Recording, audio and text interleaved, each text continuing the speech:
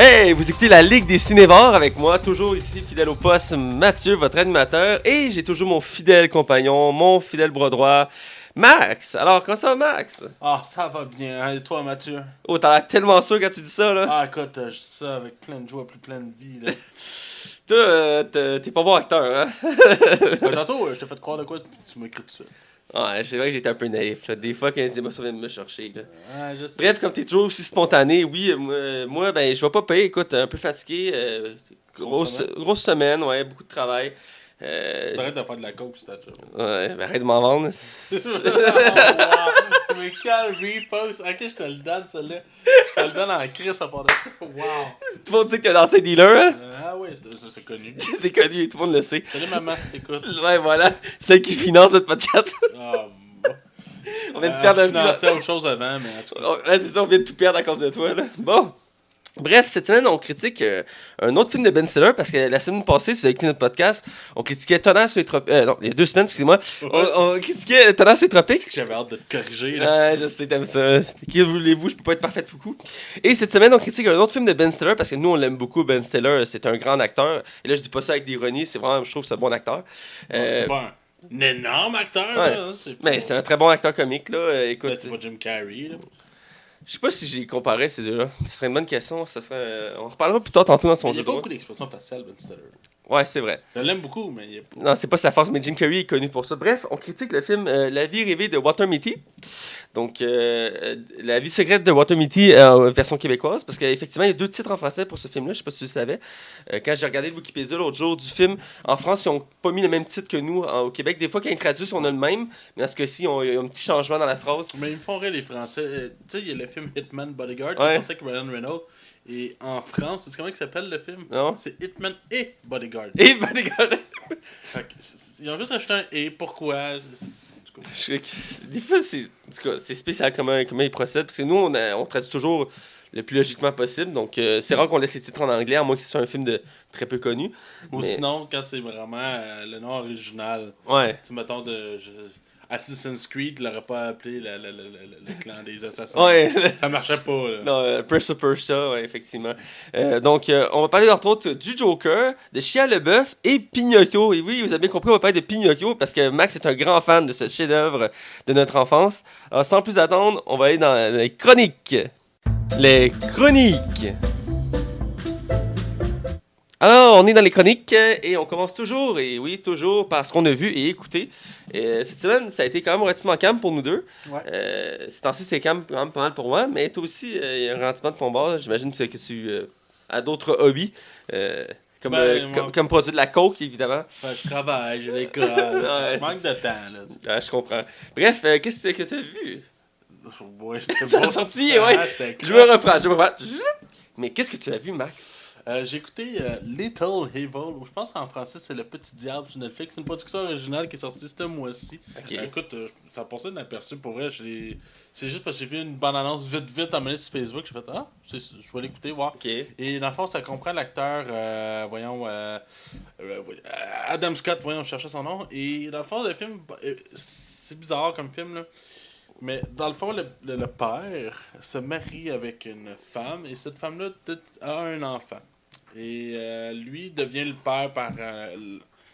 par mariage. J'ai de la misère aujourd'hui, hein? Ouais. Pas de crise de ça. Par mariage, il devient le beau-père. Oui, c'est ça, exactement. Fait que, mais lui, dans le fond, plus que le temps avance, plus que le petit gars, il est comme vraiment démoniaque. Genre, il fait faire des affaires les pires. Genre, il fait brûler un clown, il l'enterre vivant. Puis à un moment donné, genre, il fait comme un. Je pense pas. C'est un clin d'œil à Poltergeist. C'était comme le petit gars qui a la main étampée sur l'écran. Puis qui retourne sa main. Puis sur sa main, il y a comme un bas avec des cornes dessus, comme avec un bonhomme, Ouais. tu sais, genre une marionnette. Puis il fait une voix genre.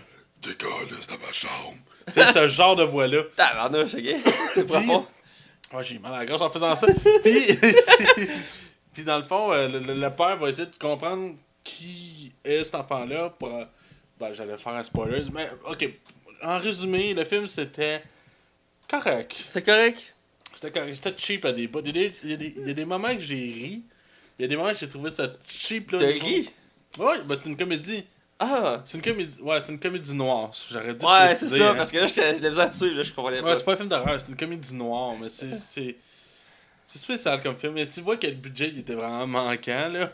Ben, c'est que Netflix, je veux dire, on a noté la semaine passée avec Defender, mais ça arrive, c'est pas la première fois que j'en entends parler qu'ils ont de la misère avec leur budget quand ils ont de la misère à calculer le budget pour leur projet, donc... Parce que tu le vois, Defender, c'est une grosse série qui probablement qui va pogner ultra sur Netflix. Il n'y a pas un gros budget. Ouais. Là, c'est à peu près ça qui arrive dans... À cause Ouais. des fois, ça pousse les réalisateurs à être plus inventifs. Ouais, créatif, effectivement. Ouais. Bref, c'est tout ce que j'ai vu cette semaine, toi, Mathieu. Écoute, je vais reparler d'une série que j'ai déjà parlé, mais c'est parce que j'ai fini la première saison, donc je voulais en faire une mention pour donner une meilleure critique globale. Il y en a combien D'épisodes dans la première saison? Non, de saison tout court. C'est la série Monk que je parle, il y a 8 saisons. Ah, ok, c'est pas super. Ouais. Souvent, les séries policières, ça tourne autour de ça, sauf pour les séries genre CAS qui a infini de séries, infini de saisons, et 12 000 spin-offs. Bref, c'est la série Monk, j'en ai déjà parlé. J'ai fini la première saison, j'ai commencé la deuxième. Je peux donner une meilleure idée globale de la série. C'est une série que j'aime beaucoup, j'ai appris à aimer le personnage. Encore une fois, je l'ai déjà dit, beaucoup de similitudes avec Sherlock Holmes. Je dois dire j'avais déjà dit que ça me dérangeait, que quand on passait par-dessus ces manies, on aimait le personnage. Reste qu'il y a certains épisodes qui sont vraiment très intenses, très plus axés sur ses problèmes. C'est comme ça que des fois on a de la misère à s'accrocher sur l'histoire ou sur le personnage parce que on est juste dérangé par tous ces problèmes qui ralentissent le processus d'histoire. Mais la plupart du temps, c'est correct, mais à certains moments, il y a un dosage qui est mal fait. Je peux dire un problème négatif de la première saison. Sinon, le reste, la série est très bonne. Je dirais que ce qui manque à la première saison, outre qu'elle est bonne, c'est la conclusion. Ça nous laisse, c'est comme mou. On n'a pas un gros élément comme conclusion. On s'attend à. Parce que, dans le fond, le personnage principal, c'est un enquêteur qui recherche le meurtrier de sa femme. Et à la fin, il n'y a pas d'éléments qui nous laissent là-dessus dans l'épisode de la première saison. Donc, je trouve ça un peu. Ça ne me donne pas le goût de tout de suite aller sur la deuxième saison. Les séries policières, d'habitude, à la fin, il y a comme un gros punch. C'est comme, oh, fuck, je peux pas attendre autant des La mois. question, c'est vas-tu la finir, là, pour toi? Ben écoute, je me suis laissé une deuxième chance pour la saison 2 parce que j'aime beaucoup le personnage. Donc j'ai écouté 3 épisodes de la saison 2. Faut dire que c'est pas des grosses saisons. La première saison c'était 12 épisodes et la deuxième en a 16. Donc c'est pas des saisons complètes. Ce qui est quand même intéressant parce que on voit qu'il y a moins de rallonges. C'est une chose que tu aimes moins, toi, Max, quand il y a des rallonges dans les séries. Souvent, les séries de 22-23 épisodes et plus, ça cause ce problème-là. Ben ouais, parce que c'est rempli de remplissage. En fait, c'est souvent ça, là. Ça s'étire. Puis... c'est vrai puis c'est pas vrai. Mettons, dans le Dr House, c'est des longues saisons, pareil. Puis ce qui était intéressant de Dr House, c'est que c'était intéressant de voir qu'est-ce qu'elle a inventé à chaque épisode. Ouais. Tu sais, oui, il y avait un fil conducteur, mais au moins, ça avait le mérite de se renouveler à chaque épisode, de devenir comme « Oh, shit! » Tu sais, on le savait que « Ah, il comprendrait pas c'est quoi la première fois, après, ça va avoir une théorie, ça marchera pas, Ouais. puis après ça marchera pas. » Mais à la fin, il va trouver une solution dans... Juste parce qu'il va avoir un flash, mais j'aimais ça, voir comment elle allait faire. Dr House, c'est vraiment bon. Ouais, j'ai déjà écouté cette série-là, j'ai juste jamais fini. Là. Ouais, moi non plus, j'ai arrêté. Pourtant, je pense que c'est quand ils ont changé de casting que j'ai arrêté. En tout cas, je dérape de ton manque. Ah, c'est correct. Bref, reste que la série est bonne. Je dirais qu'il faut pas s'attarder juste à la saison 1 pour apprécier la série. Parce que c'est ce qui m'a surpris de la fin de la saison 1, je le répète, c'est un peu mou. Mais reste que le personnage est bon. Ce que je peux dire du début de la saison 2 pour Fennec Monk, je pense l'épisode 3, si je me trompe pas, c'est la première fois qu'il fait une enquête qui est pas aux États-Unis, il est appelé à aller au Mexique. C'est là que tu vois un peu. C'est là que c'est un des épisodes que je trouve un peu lourd, dans le sens que c'est vraiment tout focusé sur ses phobies. Parce que, dans le fond, lui, il a mis une phobie, ce qui fait en sorte que quand il voyage, j'ai un exemple, quand il va au Mexique, il emmène 18 valises avec lui. C'est quand même très excessif. Puis dans chacune de ces valises, il y a de la bouffe, de l'eau, des médicaments, des trucs de soins, des lingettes, des papiers de toilette, des draps, des oreillers. Parce qu'il faut tout comme inclus parce qu'il faut pas qu'il y ait de bactéries, il faut qu'il n'y ait rien. Donc il est très intense là-dessus. Je suis curieux, la série, tu t'es remis en HD? Parce que la première saison, je me rappelle, c'est dans le temps que la télévision HD n'existait pas encore. J'ai pas regardé si c'était mis en HD, mais je serais pas surpris. Il faut dire qu'il y a 8 saisons, donc à la fin, probablement, c'est rendu en HD. Mais moi, c'est sorti quoi? Fin 90, début 2000? C'est au début 2000, ouais. C'est loin, là. C'est au début 2000, puis moi, ce que je fais, je l'écoute en streaming, parce que, en tout cas, ça me tentait pas de télécharger 8 saisons d'une shot de Monk. C'est correct. Je sais que tu le fais de façon légale, Mathieu. Ouais, toujours. J'aime ça que tu vas prendre, Max. C'est toujours légal. Bref, je continue à écouter saison 2. Je vous le conseille. C'est une très bonne série. En parallèle, je suis toujours en ma quête de chercher des bonnes séries policières. Donc, j'en ai testé une autre. J'ai une liste chez nous de séries policières à tester. Et j'ai tenté une autre. Je n'étais pas certain encore du concept. C'est Castle. Castle. Ça a vraiment pogné. Je sais pas si t'as déjà écouté, je sais pas si tu connais. Je connais de nom, je sais que ça a pogné vraiment un bout. Je sais que ça a fini en queue de poisson, là, cette série-là. Ah, ok. Mais oui, j'avais entendu avec du bon. J'avais déjà écouté 2-3 épisodes dans le temps. C'était la série plus que ça jouait. Ok. Ben, un peu comme le Monk, je pense qu'il y a 8 saisons aussi. Par contre, je sais pas s'ils sont aussi longues parce que la première saison est quand même très courte et il y a 10 épisodes dans la première saison. Castle, c'est quoi? Ben, à la fond, si on suit Adrien Castle, non, je mélange les noms. C'est Nick Castle, il me semble. C'est un très grand romancier de romans policiers, thriller, tout ça. Il est très connu mondialement pour ça. Ouais, c'est un écrivain là-dedans. Ouais, c'est un écrivain. Et dans le fond, où est le rapport d'un policier, c'est que dans le fond, dès le premier épisode, il va être arrêté par la police parce qu'il va être soupçonné d'avoir commis un crime. Parce que le crime qui vient d'avoir lieu est exactement ce qui s'est passé dans un de ses livres. Donc, ils vont le soupçonner. Finalement, ils vont dire que c'est pas lui. Et lui, il va trouver ça intéressant d'être dans le milieu policier. Donc, il va demander à devenir observateur, donc consultant. Et il va aider la police, principalement une enquêtrice, parce qu'ils vont être un duo comme dans tous les séries policières. T'as pas le choix, hein? Ouais, tu sais, à faire des enquêtes. Et donc, il va se retrouver à travailler avec elle et un duo va se créer et il va amener son point de vue en disant, exemple, ça peut pas être l'histoire peut pas finir de même, voyons, ça manque de viande, tu sais. Moi, j'aurais pas écrit ça de même, le crime. Je suis sûr que c'est pas lui qui a fait ça parce que il est pas assez crédible comme meurtrier, tu sais. Puis il est comme, ben voyons, tu fais que les preuves sont contre lui. Puis il fait, ben non, croyez-moi, il y a de quoi qui marche pas. Puis il trouve un élément qu'il avait pas remarqué. Puis à part de cet élément-là, puis elle continue. C'est pas qu'il y a un grand détective, c'est qu'il y a une maîtrise totale sur les scènes de crime. Fait qu'il remarque quand ça marche pas. Quand il y a quelque chose qui cloche, il le fait remarquer. Ben, c'est sûr, parce que le personnage est tellement habitué de faire des structures, genre pour avoir un punch, savoir c'est quoi que le gars il a manqué. Je comprends la logique. C'est un peu poussé, là. Ouais, c'est ça, c'est poussé intense, mais c'est le concept. Puis à chaque épisode, il amène tout le temps un élément. Des fois, c'est un peu prévisible à certains moments, mais il y a des moments, ils font une enquête, puis ils réfléchissent, puis ils sont comme, ok, ça marche pas, il y a de quoi qui marche pas. Puis il est comme, oui, mais si ça aurait été ça, ça aurait pas pu marcher, parce que logiquement, pense-y. Puis il fait comme penser à l'enquêter. Un humain fonctionne pas comme ça, là, ça peut pas marcher de même, c'est illogique. Fait comme, hey, c'est vrai, attends une minute. Puis ils partent, puis parce que je veux pas dire d'éléments, je veux pas rien spoiler, mais dans les enquêtes, c'est plus prenant. Il va shooter des éléments qui remettent en doute l'enquête. Et c'est vraiment bon. Et ben, c'est vraiment bon. Je suis pas encore certain si j'aime la série à 100%. J'ai écouté 4 épisodes à date sur la première saison.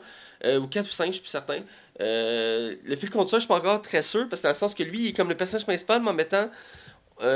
C'est l'enquêtrice qu'on suit plus, puis c'est elle, parce que d'habitude dans les policières, t'as toujours un personnage qui est le personnage principal, qui a une histoire, tu sais, il a vécu une douleur, il y a quelque chose de sombre dans son passé. Par exemple, Monk qui cherche à trouver le meurtrier de sa femme, Mentaliste, même chose. Et Castle, mais lui, dans le fond, il est ce romancier, et c'est l'enquêtrice qui, elle, dans le fond, elle cherche le meurtrier de sa mère. Donc, puis lui, tranquillement, à travers les épisodes, il va s'attacher au personnage et il va vouloir l'aider. Donc, c'est quand même spécial parce qu'on suit Castor, mais en même temps, il est comme en retrait. C'est comme lui, le personnage, comme il observe, mais c'est elle, c'est elle qui a vraiment une histoire plus profonde. Ouais, ben, c'est ça, qui a une histoire profonde. Donc, c'est spécial comme concept.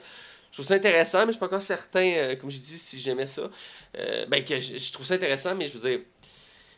Je me demande comment ça peut se dérouler de même autant de saisons, parce que oui, c'est bien le principe de, tu sais, qui comprend l'équipe, à un moment donné, je veux dire, il y a une limite à ton potentiel, je veux dire, c'est pas un grand enquêteur, donc, en tout cas, bref, c'est ma découverte de la semaine, donc je voulais en faire part. Bref, on va aller dans l'actualité parce que c'est tout ce que j'ai vu. Comme j'ai dit, c'était très bref pour ce qu'on a vu. Donc, on va aller dans l'actualité. Je te relance, encore une fois. Qu'est-ce qui a retenu ton attention dans l'actualité? C'était assez une semaine tranquille. Je pense qu'on est d'accord, toi puis Ouais, moi. Là, ça fait un certain moment que c'est tranquille, faut dire. Ouais, c'est depuis un mois. Ben, c'est sûr, c'est la fin des blockbusters. Puis ça s'en vient pour l'année prochaine. Ouais. Bref, c'est ça. On a eu la confirmation de Disney que Shia LaBeouf ne rejoindra pas le casting de Indiana Jones 5. Ah! Qui est selon moi une très bonne nouvelle. Il y en a qui l'appréciaient, mais moi je trouvais que clairement c'était de manière. Tu me l'as dit tantôt que c'était un grand acteur que t'appréciais beaucoup. Là. J'ai vraiment de la misère avec Shia LaBeouf là. J'essaie pas la bœuf. J'ai de la misère à le saisir comme acteur. Ben, écoute, moi je l'ai connu avec Transformers. Je pense que pas mal de monde l'ont connu avec Transformers. Puis je veux dire, à l'époque, il m'avait marqué. Ben, je trouvais que c'était encore un adolescent. Ben, c'est ça, il faisait l'ado, tout ça, il était énervé, puis tout. Puis après, je l'avais un peu perdu de vue. Je l'avais revu dans Indiana Jones, évidemment, parce qu'il avait joué dans le 4e, qui était un Indiana Jones qu'on peut quasiment oublier. Et encore là, j'avais aimé son rôle dans le 4. Mais il m'a vraiment marqué dans. J'ai pas vu beaucoup de ses films, mais il m'a marqué dans le film Fury, que t'as pas encore vu, si je m'abuse. Non, je l'ai pas vu, mais il y avait un film que j'avais écouté à l'époque, je pense, Paranoia, quelque chose comme ça s'appelait. Il surveillait tout le temps, je pense qu'il se blessait, puis il surveillait tout le temps son voisinage. Et justement, son voisin d'en face, c'était un tueur, puis il voyait le gars découper du monde, puis. Ce film-là, mais ça, faudrait que je retrouve le nom, mais c'était bon pour vrai. Mais autre que ça, Shia LaBeouf me va jamais vraiment impressionné, autant dans les Transformers que dans. Ben, tu sais, c'est pas un gros acteur. Il m'a marqué pour certains trucs, mais comme j'allais dire, dans Fury, je sais qu'il avait beaucoup travaillé son rôle, puis c'est ça maintenant qu'il fait. C'est pour ça qu'il fait plus de blockbuster, c'est qu'il veut faire des rôles vraiment plus profonds. Donc, dans Fury, c'est un exemple. Il s'est mis à fond de son rôle, il a fait des études, il a travaillé, il a voulu tout faire avec, tu sais, sans cascadeur. Il s'est blessé dans le tournage, mais il a continué à travailler. Il a pas arrêté. Il est vraiment profond dans ses rôles. Et il y a beaucoup de mimes aussi qui sont sortis de lui, parce qu'il est tellement intense dans sa façon d'agir. Comme lui qui a écouté tous ses propres films, là, comme je pense 46 heures, je sais plus quoi. Puis il se filme en même temps, puis ses réactions sont pressless. Là, ça a l'air que quand il écoutait les Transformers, il trouvait ça pénible. Là. Je sais, il avait dit qu'il avait pas. Ben, après, il avait dit qu'il avait pas aimé son expérience dans les Transformers, même si ça lui a permis de se faire connaître.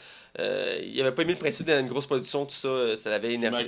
C'est Michael Bay. Ah, Michael Bay, c'est quelque chose. Quoi qu'il est aimé des studios de production. Là. Ouais, mais il est très exigeant. Ouais. Bref, ouais, c'est ça. Ben, il est pas dans le 5e, puis ben, je me demande ce que ça va faire parce que dans le fond, c'est la suite. Ça sort bientôt, puis c'est la suite. Donc, c'est comme un personnage principal qui était devenu principal dans le 4e. Peut-être qu'ils vont juste changer l'acteur. Ça pourrait être possible, en effet, j'y ai pas pensé. Ouais, ouais moi, je ferais. C'est que moi, je pense que ce qui devrait être fait, c'est d'oublier le 4. Ouais, de pas le prendre en compte, genre. Genre, on dirait que c'est comme un univers parallèle. Ouais, je suis pas contre pour vrai. On le skip, là. Un peu comme ils ont fait avec Pierre des Caraïbes 4, tu sais, il a fait comme. Il est pas vraiment là, tu sais. Je suis pas content. En tout cas, on verra bien. Ouais, sinon, la deuxième nouvelle que je trouvais quand même vraiment intéressante, Guillermo del Toro, que vous savez que j'aime d'un amour plafond ici. J'adore ce gars de pour tout ce qu'il fait, c'est rare que j'aime pas ça. En fait, je pense que c'est jamais arrivé. Je pense que le seul que j'ai trouvé moins bon dans tous ces films, c'était Hellboy 2, puis je suis même pas sûr que c'est lui qui l'a réalisé. Je pense que c'est lui qui a réalisé. Ça se peut, mais Hellboy 2, j'avais été déçu. Bref, non, c'est ça.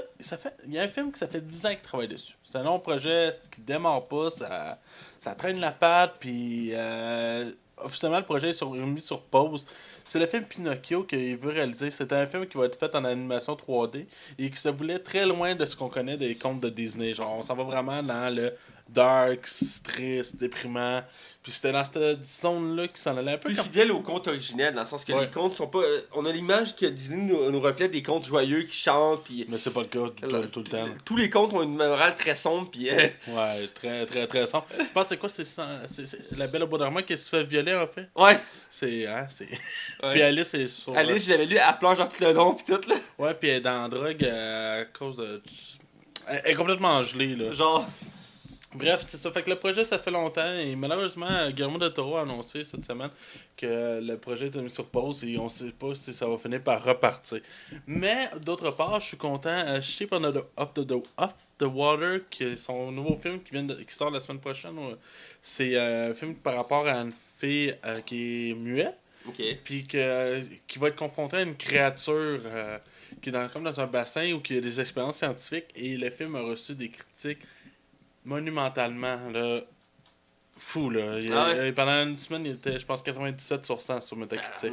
Super haut. Il est descendu à 92 parce qu'il y a tout le temps quelqu'un qui a fait « Oh, c'était pas assez français! » Mais ça a l'air que c'est super bon. Puis j'ai les critiques snobs, qui aiment juste les films indépendants. Là. On doit travailler pour Radio-Canada. Clairement. Bref, c'est ma nouvelle sur Pinocchio et Guillermo del Toro. Et par la suite, je vais finir avec Bolt Bettany, qu'on a vu récemment dans Division avec le film Avenger. Lui va remplacer Monsieur Michael K. Williams dans un personnage qu'on connaissait plus ou moins le nom. Ouais, ça, on sait c'est quoi qui va. Ben, on sait que c'est un extraterrestre. Reste que son personnage avait été coupé à la base au montage, là, ce qui avait été dit. Là. Pour mettre un lien, pour pas que vous nous perdiez, dans le fond, c'était le film sur Han Solo. Ouais. Qui va être solo. Ouais, mais j'essaie de trouver un autre mot, mais je trouve rien d'autre. Mais oui, c'est ça dans le fond. Puis, en tout cas, il y a beaucoup de changements dans ce film-là. Puis moi, là, je le sens pas. Tu le sens pas? Je le sens pas. Écoute, ils ont changé le réalisateur à la dernière minute. Ils ont changé le scénario à la dernière minute. Il y a des acteurs qui se font changer. Il y en a qui ont été coupés. Ah, mais tu sais, Disney, là, c'est des machines, hein. Ah, on peut être surpris, mais absolument des projets casse-gueule là même, c'est jamais bon signe. Ben, c'est le deuxième spin-off, puis il y a même il y a un petit peu moins de pression que le premier, parce que le premier, il y avait une grosse pression en temps spin-off. Ben, Ron Howard, il s'est fait proposer 2 semaines plus tard, il avait déjà dit oui. Il a l'air à faire comme, oh, ouais, moi, faire Star Wars. Bon, moi, le faire ton Star Wars. Ben, c'est toi, ben, ça reste un Star Wars, là. Moi, je vais t'avouer que je suis tellement sceptique de l'épisode 8 que j'ai tellement peur de me refaire faire le même coup du 7, là. Ça va sûrement rester bon pareil, là. Oui, c'est sûrement. Puis je vais aller le voir, Day One, je te jure, ou dans la même fin de semaine. Mais j'ai comme peur. Ah, je te comprends, surtout avec les images qui sont sorties du Star Wars. Ben, j'ai vraiment l'impression de voir un spin-off du 5, là. C'est. Un remake, oui, mais. Ouais, en plus un remake qu'un spin-off, excuse-moi. Ouais. Mais c'est vraiment le feeling. Écoute, le 7, je l'avais accepté, ça, mais là, le 8, j'étais comme, ok, là, attends, là, pouce égal. Ouais, ben les images nous rendent perplexes, je veux dire, avec les. Ben, c'est parce qu'on leur doit au même chemin, là. Tu sais, c'est. Tu sais, Rey se ramasse comme Luke qui s'est ramassé sa planète avec Yoda, qui se fait entraîner pour devenir un vrai maître Jedi. Puis là, ça a l'air de la même affaire, mais là, c'est Luke qui apprend à Rey. Tu sais, c'est. Je sais pas, j'ai peur. Ah, je le vois que ça peur, Max. Parce que moi, j'ai été déçu de Rogue One, je le disais encore. Le 7, je l'ai accepté pour ce qu'il est, parce que je me disais que c'est une transition. Mais là, en tout cas, on va voir, là, mais. Ok. J'aime pas ce que ça sent, là, ce qui s'en vient. Ok.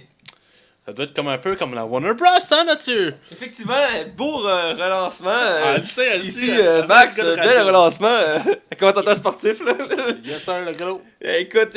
Bref, ma première nouvelle, c'est sur Warner Bros. Pictures, qui sont très excités parce que c'est annoncé la semaine passée le projet qu'ils veulent faire un projet indépendant sur le Joker avec sur son histoire d'origine, parce que oui, le Joker, tout le monde sait qu'il y a une histoire d'origine.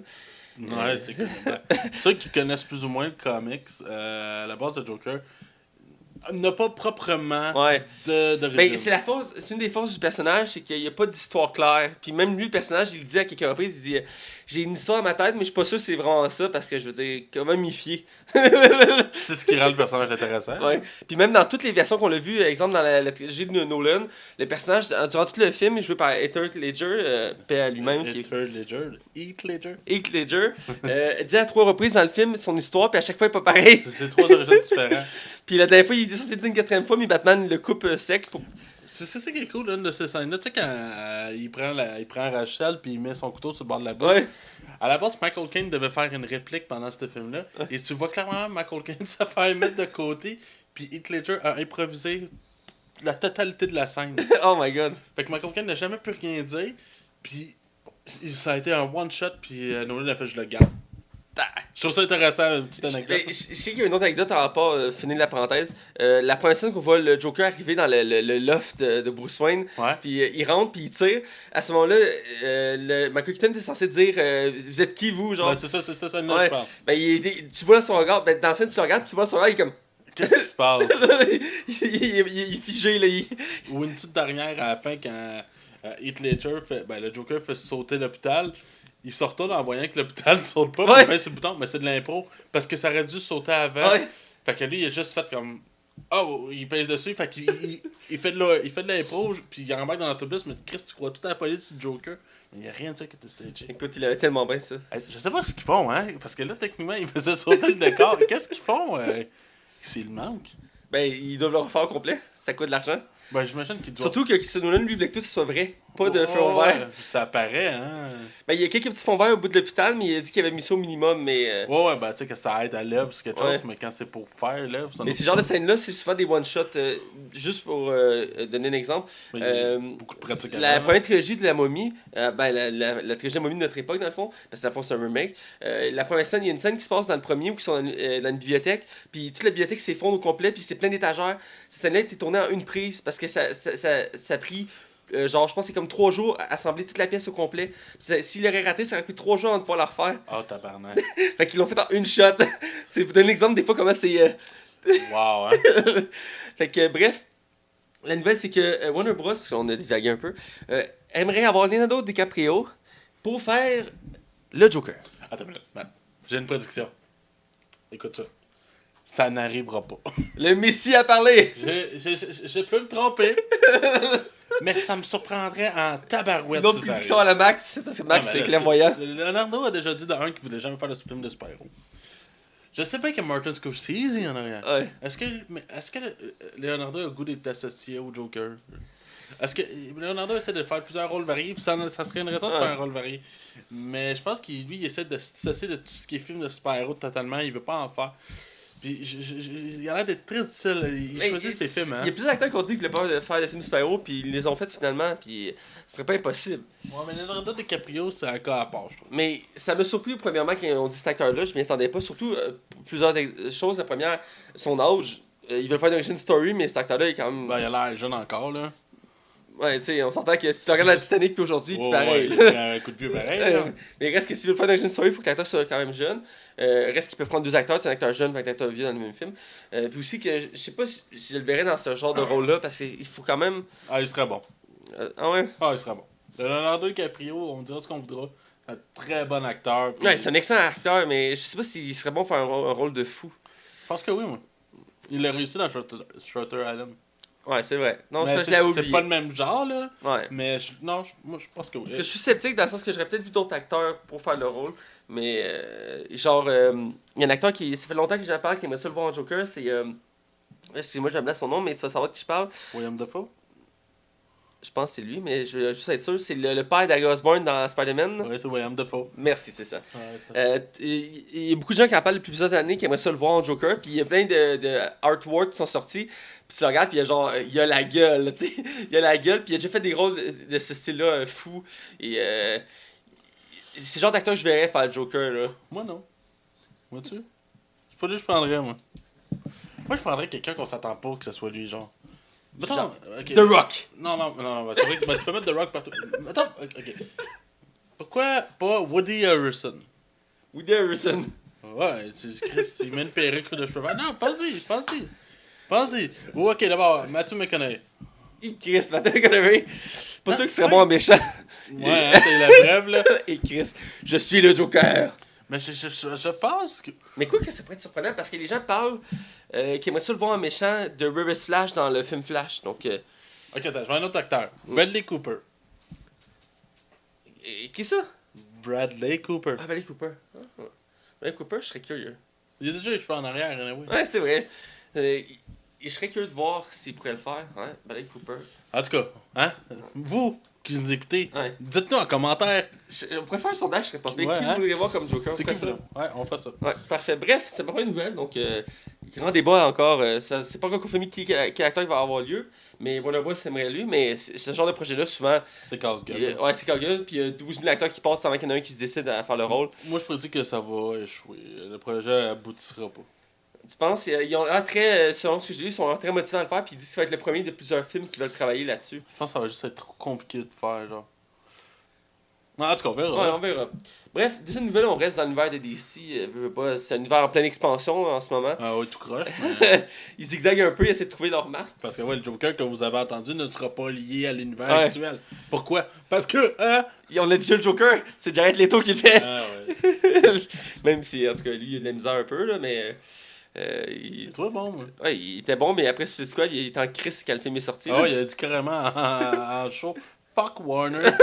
C'est comme, gros, t'insultes ton boss, man, t'es courageux.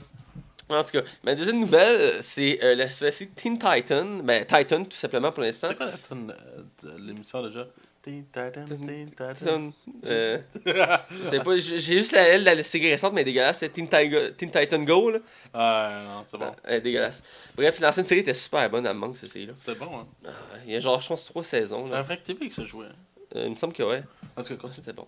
Bref, pour la série Titan, ça fait une couple de semaines qu'ils sortent les acteurs à compte-gouttes. Ils ont sorti l'acteur le plus attendu, pour le personnage le plus attendu, dans le fond, le leader du groupe, qui est Dick Grayson, dans le fond, le premier Robin, et Nightwing aussi. Bref, ils ont choisi Brenton Thwaites. Vous me dites, ben, c'est qui cet acteur-là? J'ai jamais entendu son nom de ma vie. C'est un petit peu normal. Il est pas super connu, il est en train de se faire connaître dans le milieu. Il a joué dans un gros blockbuster cet été, qui c'est quand même pas de la petite bière. Il a joué dans le dernier Pirates des Caraïbes. Vous allez me dire, ouais, il a fait quoi dans Pirates des Caraïbes? Ben, il faisait, attention, si vous l'avez pas vu, skipper quelques secondes, mais c'est pas pour vous spoiler, mais il fait le fils de William, de Will Turner dans le film. Donc c'est un acteur très jeune. Ouais, il a pas l'air vieux, hein? Il a quoi, début vingtaine? Genre début vingtaine. Il a été choisi de faire Dick Grayson. Il y a des autres qui s'en viennent vieux. Ouais, c'est ça. Puis ça me rend sceptique du choix de rôle. Il y a le look, mais en même temps, m'attendais à un acteur plus bâti, vois-tu? Ben, ça n'empêche pas de se construire d'ici là. Ouais, j'imagine, mais reste que j'ai peur que ça fasse comme une série ado, il sera pas vraiment cut, tu sais, genre. En tout cas, j'ai peur. Ben, il y a le look, la tête, toute, là, mais je veux dire, pour le côté. Parce que Dick Grayson, ben, Nightwing, il est quand même cut, là. Parce que les personnages dans l'univers de Batman sont tous quand même bâtis, carrés, musclés. Ouais, ça n'a pas le choix. C'est ça. Donc, je suis curieux. L'acteur reste pas mauvais en soi. Je vais laisser sa chance. C'est juste que je me demande s'il va s'entraîner tout ça pour le rôle. Bref, c'était la nouvelle. Après Starfire et Raven. Chaque semaine, on en sort une. Ouais, et ils ont aussi annoncé qu'ils sont en recherche de 2 acteurs pour 2 super-héros beaucoup moins connus, que j'ai oublié leur nom, mais ils sont très moins connus, qui vont faire partie de la série. À la base, ils sont pas les Teen Titans, mais ils rejoignent le groupe plus tard. Donc, ils veulent vraiment faire un gros groupe de super-héros. Je sais pas jusqu'à combien ils veulent se rendre, mais ça a l'air d'être quand même un gros projet. Ouais, ça a l'air massif. Ouais, ça a l'air massif, effectivement. Autre nouvelle pour finir dans l'univers de DC, parce que, comme on dit, ils sont en plein. Essor, Voilà un autre synonyme. C'est le film Justice League Dark, parce que oui, après Justice League, ils veulent faire Justice League Dark. Pour ceux qui ne connaissent pas, ben, c'est basé sur le comic du même nom, dans le fond, qui réunissent le côté magique de l'univers de DC. Donc, le plus connu étant John Constantine, qui avait eu le droit à sa série brièvement, avant d'être jeté aux poubelles et qui a fait une petite apparition dans la série Arrow. Même si ça a l'air que c'était très bon. Ouais, c'est vrai, c'était super bon. Tu l'as jamais écouté? Ben, j'avais le goût de l'écouter, le problème, c'est que vu que c'est une demi-saison, ça va me faire chier d'arriver là, faire comme. Il n'y a plus rien, calice. Je comprends. Ça fait juste trop chier pour ça. Mais bref, j'avais mis son apparition dans la série Arrow. Et il y a beaucoup de gens qui parlent qu'il serait dans la saison 3 de Legend of Tomorrow. Parce que c'est une série, la série va être plus axée au côté magique. Donc il y a besoin d'un personnage. Donc ce serait le retour. Surtout aussi que l'acteur a doublé son propre personnage dans le film d'animation Justice League Dark. Bref, le réalisateur a été choisi pour réaliser le film. Le réalisateur, excusez-moi, le scénariste pour faire le scénario du film. Et c'est Gérard Johnstone. Et il a fait, Ouais, tu sais qu'est-ce qu'il a fait? Qu'est-ce qu'il a fait, Mathieu? un grand film, c'est quoi? C'est Terry Théo. Théo, voilà. Là, vous allez me dire, hey, c'est quoi Terry Théo? Écoute, c'est un chef-d'œuvre. Écoute, c'est... Tu sais, il y a eu la liste de Schindler, Forrest Gump, Titanic, Avatar. même pas Avatar. Ben, ce film-là, il est au-dessus de ça. Écoute, c'est la quintessence. Tu sais, c'est genre la coche, le sommet, le pic. Le pic! Là, dans le haut du pic. Écoute, Bref, honnêtement, on connaît rien du film. Là, Ouais, absolument rien. On était checké, ça nous dit rien. Puis... la fois, c'est comme un peu un yes man pour le scénariste parce qu'il n'a pas vraiment d'expérience. Il a travaillé sur 2-3 projets. Fait que c'est rassurant. Ah, c'est très rassurant. Mais ils sont partis de même. Hein. D'ici, ils acceptent beaucoup de. Mais Marvel, eux autres, quand ils pognent des réalisateurs, puis des fois, qui ont un très, très, très de base, là, Ouais. on verra. Oui, ça peut être C'est souvent intéressant. les autres qui nous surprennent C'est un plus. projet qui est en travail depuis longtemps. Ça fait longtemps que les fans veulent voir un film sur ces personnages-là. Ben, on parlait de Guillermo del Toro, c'était lui à la base de Ouais. réaliser. Puis le réalisé, maintenant, il est attaché au projet du Joker. Donc. Guillermo del Toro? Pas de Toro, excuse-moi. Je me suis donné les noms. Mais bref, il est plus attaché à ce projet-là. Je me suis donné, c'est avec Scorsese qu'on parlait tantôt. Martin Scorsese. Voilà, C'est assez exactement. bizarre hein, quand tu penses que Scorsese Ouais. a réalisé du Joker. Dans le fond, je suis curieux de voir parce que c'est un projet que j'attends avec impatience. C'est quand même des personnages qu'on n'a jamais vus au grand écran. On en a introduit quelques-uns à date dans Ben, différents on a déjà vu univers. Constantine. On a John Constantine, on a eu le film qui a été moyen. J'ai jamais vu. Avec c'est Keanu Reeves. Keanu Reeves, c'est ça. Qui faisait le rôle. C'est pareil, c'était moyen comme film. Puis en passant les autres personnages, j'ai déjà un film sur Swamp Thing dans les années 80-90. Oui, c'est vrai. Que ça aussi, ça a été très boboche. C'était cheap, là. Ouais, c'était, faut dire pour l'époque. Reste que. Ben, même pour l'époque, je pense que c'était cheap. Un peu comme les 4 Fantastiques qu'on fait dans les années 80-90 pour garder la licence. Là. Ah, c'était drôle, ça. Si on avait une chance de regarder ça, c'est. Ou Captain America qui sont costumés en dessus, là. Les vieux. Ou il avait fait aussi un film des Avengers à l'époque des années 80, puis t'avais genre Iron Man qui avait genre un sou de plongée, genre de. Ah ouais, il avait fait un Avenger. Ben, je sais pas si c'était un film d'Avengers officiellement, mais genre, il avait réuni Iron Man, Captain America, Thor, puis Hulk dans un film. Puis t'avais Hulk de la série de Hulk. Il avait pris un lutteur faire Thor parce qu'il fait que se cote lui aussi.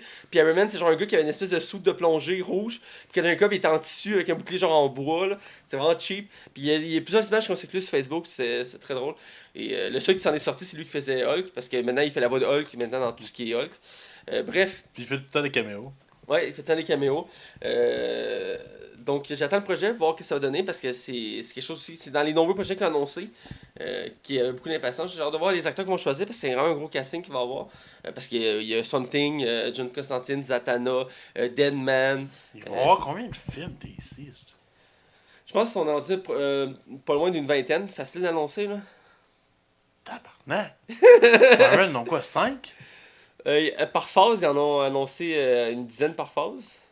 Par phase? La phase 3... non, là, on est dans la phase 3, là. Ouais, C'est commencé, là. la phase 3 a commencé, ouais. Fait que là, on a eu Captain America, Un Captain America, on a Thor, Thor, il y a Spider-Man, Spider-Man, Ant-Man, celui qui fait la transition. Ant-Man and the Wasp. Non, je parle le premier Ant-Man, celui qui fait la transition. Ouais, oui. Ah oui, c'est vrai, c'est le premier, hein. Ouais, le premier Ant-Man, celui qui fait la transition entre la phase 2 et la phase 3. Là, tu vas avoir Black Panthers, tu vas avoir Captain Marvel, Doctor Strange. Doctor Strange 2, tu vas avoir... Non, le Stellar fait partie de le 1, excuse-moi. Et tu vas avoir Avenger 4, 3, puis le 4. Après, t'as Captain Marvel. Ouais, Captain Marvel, que j'avais nommé juste avant, mais j'ai pas mis un bon ordre. Ah, bref, on finira jamais. Puis il y a Inhuman qui a plus de date officielle, parce que finalement, il faut Ouais, il est cancellé, là, pour moi. c'est ça. Ouais, donc, c'est ça. Mais... Puis en plus, tous les univers spin-off de Spider-Man, puis les X-Men, puis... Ah, on finit plus. Donc, tu sais, DC, oui, sont encore pas mal, mais c'est parce qu'eux, c'est condensé dans un. Que Marvel sont divisés en plusieurs studios. Ouais. Donc, ça paraît moins gros sur le coup, mais effectivement, DC, ils sortent des projets. Je pense qu'on va assis autour d'une table avec une genre, je l'ai déjà dit, une genre de potes, puis ils filment chacun leur tour, puis ça, ok, il faut une idée là. Puis il y a une idée là. Ok, on fait un film sur. Ok, on fait un film sur ce bonhomme-là. Okay, moi, j'imagine plus une grosse machine à roulettes, là, tu sais, avec des Ah billes oui! dedans, comme pour le bingo, là. Puis là, qui brasse ça, là. Brrr, brrr, là, il ouvre la page. Ok, Green Lantern! J'ai bien dit Green Lantern! Là, t'as juste Scorsese en arrière. Joker! Ça me rappelle un épisode de South Park où que, dans le fond, dans South Park, ils ont fait un crossover avec les Griffins puis Simpson. Je sais pas si t'as déjà vu. Ouais, je l'ai vu. Puis dans le fond, c'est que les Griffins vont faire un épisode sur Mahomet, puis ça va comme dépasser la ligne. Fait que là, Cartman décide d'aller dans un studio pour empêcher ça, puis ils croisent Bart, puis ensemble ils décident d'intervenir pour arrêter l'émission. Puis quand ils arrivent là, ils découvrent que dans le fond, c'est des dauphins qui choisissent les thèmes. C'est 3 dauphins qui pognent des boules puis qui les mettent dans des. Ouais, je l'avais vu. Puis ils font comme genre patate, Lady Gaga, genre une autre affaire. Puis ça fait ok, parfait, on fait un épisode là-dessus. C'est juste pour. Juste pour les blaster, genre. Ouais. C'est juste très con, puis c'est juste pour montrer que des fois, c'est juste pour montrer qu'il y a des séries vulgaires, ils prennent n'importe quoi pour faire un épisode, donc Ouais, ben, South Park se vantait d'être le plus brillant, donc techniquement, hein, c'est pas faux. ouais, c'est pas faux. Même si Simpson au début était très bon, maintenant, C'est discutable. ouais, c'est discutable. Bref, projet en attente pour DC. Dernière nouvelle, parce qu'on fait le tour d'horizon. C'est un projet qui m'a accroché l'œil. Je l'ai découvert aujourd'hui, mais c'est un petit moment qu'on en parlait. C'est le prochain film de Liam Neeson, un grand acteur, j'aime beaucoup dans ses films d'action. Dans Tekken 1, il était écœurant. Il va jouer un film historique, il va faire changement, il va mettre de côté les scènes d'action qui suivent mille et une personnes. Il va jouer le personnage de Mark Felt, qui est dans le fond l'ancien directeur du FBI, dans un film historique sur le scandale du Watergate, que j'ai été conté l'histoire tantôt parce que tu connaissais pas les événements, qui a été mis en lumière, qui a fait en sorte que Nixon a dû renoncer à la présidence. Parce qu'il était sur le point de perdre. Dans le fond, le Congrès était sur le point de voter pour le faire tomber. Et c'était une première historique qu'un président a dû quitter sa fonction. Beaucoup de gens comparent, en parenthèse, quand même, Trump à Nixon pour plusieurs de ces événements, dont le Watergate, même si Trump réussit à mieux zigzaguer là-dedans. Et dans le fond, le film raconte l'histoire de des événements qui ont eu autour du Watergate, de l'enquête des journalistes et du côté du FBI, comment ils ont entrepris les événements. Donc, c'est un film très sombre. Entouré de conspirations, d'événements qu'on n'a pas beaucoup entendu parler. Ça va être très politique américaine. Ouais, très politique américaine.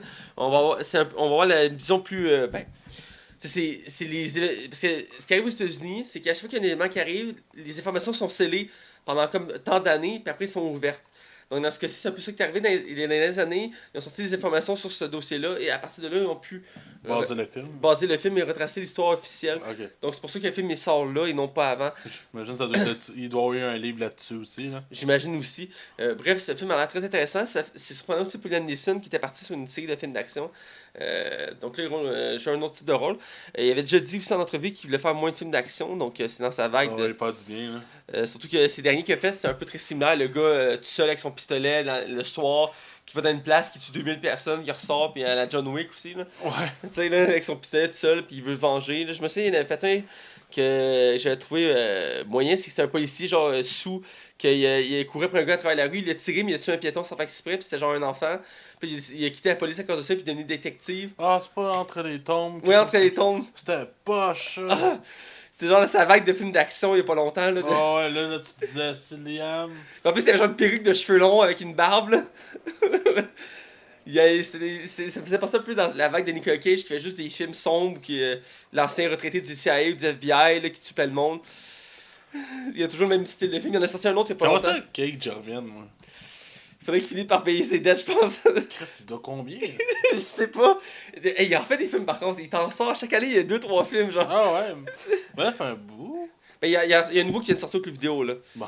J'ai checké une nouveauté cette semaine, il y en a un nouveau qui est sorti, là. C'est comme Bruce Willis, là. Ah, le Bruce Willis, parce que là, tu sais, il est comme en semi-retraite, là. Ben là, il y a un film qui s'en vient de Eli Roth, là, et qui va jouer comme un gars qui recherche sa fille, mais il va tuer pour retrouver sa fille. Ça a l'air super violent, mais ça... Un des derniers films, ben deux choses sur Bruce Willis, après on arrête, c'est une nouvelle. Un des films que j'ai vu sur lui, il faisait un méchant. Je me sais plus quoi le nom du film, mais on suivait un policier ouais. qui faisait une enquête, puis dans le fond, il était en retraite, puis il est ressorti de sa retraite pour régler un cas, puis il enquêtait sur une mafia. Genre le chef de la mafia, c'est Bruce Willis. Puis il commence à tuer plein de monde, puis il affronte Bruce Willis, puis genre à la fin, ben, disait du punch, skipper le spoil si vous voulez, mais en tout cas, il descend Bruce Willis, t'es comme. Ça fait un choc, genre que Bruce Willis il meurt genre, à l'écran. Il y a le douchebag dans ce film-là, Dan Berzilla, quelque chose de même. Ouais. Le gars là, qui a comme une grosse barbe, puis qui a plein de guns, puis plein de chicks. Ouais. Il jouait là-dedans, mais genre, c'est un agent super poche. Tu sais qu'il acte mal, ce gars. Tu l'avais vu, ce blanc?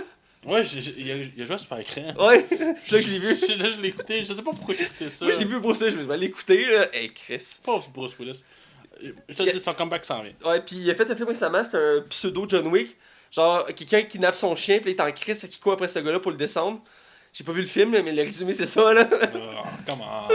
Puis genre, c'est à LA, puis genre, l'image, il y a genre son chien à s'aimer, puis il y a un pistolet, puis genre, t'as des palmiers en arrière, puis comme. J'espère que Glass puis le film avec Eli Roth vont sortir de ça parce que là. Mais tu sais, J'ai honte à Glass. Ah, ben, il faut que j'écoute Split, là. Écoute, là, on m'en Ouais. parle de plus en plus. J'ai un autre ami qui m'en a parlé il y a pas longtemps, là. Faut que t'écoutes ce film-là, man. Non, je sais, là. Ben, je me suis fait spoiler quelques trucs du film, ça me gosse, là, mais. Moi, j'ai rien dévoilé. Ben, tu sais, c'est pas un spoiler, mais ça disait, dans le fond, Unbreakable, c'est la montée d'un héros, puis Split, c'est la montée d'un super méchant, là. Donc, on m'a dit ça récemment. Donc, Mais c'est parce que quelqu'un qui savait pas, il y avait pas de promotion là-dessus que c'était lié à Unbreakable. Fait que t'allais voir le film, t'étais comme. Ah! Ah!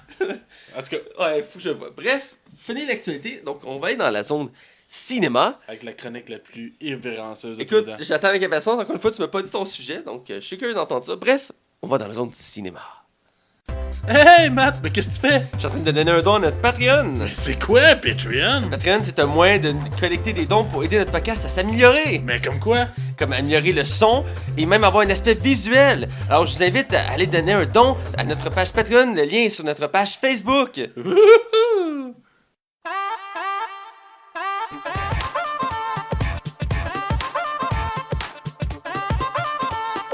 Bienvenue dans la zone cinéma.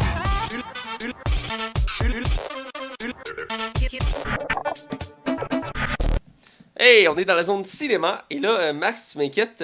En hors ronde, tu m'as dit de me watcher sur ton sujet. Alors, je t'écoute. Ben, j'en ai pas.